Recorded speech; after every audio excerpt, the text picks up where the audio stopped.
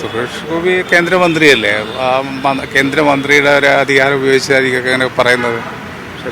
ഇന്നലെ സുരേഷ് ഗോപിയായിട്ട് ഇന്നലെ യാതൊരു തർക്കം ഉണ്ടായില്ല. ഞാൻ സംസാരിക്കുന്ന കൂട്ടത്തിൽ കേരളത്തിൽ 1987 ഗുരുവായൂർ ദേവസ്വം ബോർഡിലേക്ക് ഒരു മെമ്പറെ തിരഞ്ഞെടുക്കുകയുണ്ടായി. അദ്ദേഹത്തിൻ്റെ പേരിൻ്റെ കൂടെ ക്രിസ്ത്യൻ നയമാണോ തോന്നാവുന്ന രീതിയിൽ തമ്പീതുണ്ടായിരുന്നു. അതിനെതിരായിക്കൊണ്ട് വലിയ പ്രക്ഷോഭമാണ് കേരളത്തിൽ നടത്തിയത്.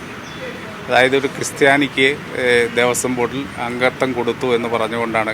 പേര് ക്രിസ്ത്യൻ്റെയാണ്, അതുകൊണ്ട് പോലും പേര് പോലും അംഗീകരിക്കാൻ പറ്റാത്ത ആളുകളാണ് ഇപ്പോൾ വഖഫ് ബോർഡിൽ മുസ്ലിമുകളെ തിരികെ കയറ്റുന്നത്. 22 പേരിൽ 10 പേര് മാത്രം മുസ്ലിം വരുന്നുള്ളൂ, ബാക്കിയെല്ലാം അപ്പുറത്തുള്ള ആളുകളാണ്. അങ്ങനെ വരുന്നതുകൊണ്ട് കുഴപ്പമുണ്ടായിട്ടില്ല പറഞ്ഞത്. പക്ഷേ അതിനു പോലും അസഹിഷ്ണുത കാണിക്കാത്തവരാണ്. അവരാണിപ്പോൾ മുസ്ലിം വഖഫ് ബോർഡിൽ അമുസ്ലിമുകളെ ധാരാളം കയറ്റിക്കുന്നത്. അപ്പോൾ അതിൻ്റെ ഉദ്ദേശം എന്താണെന്നുള്ളത് എല്ലാവർക്കും അറിയാം.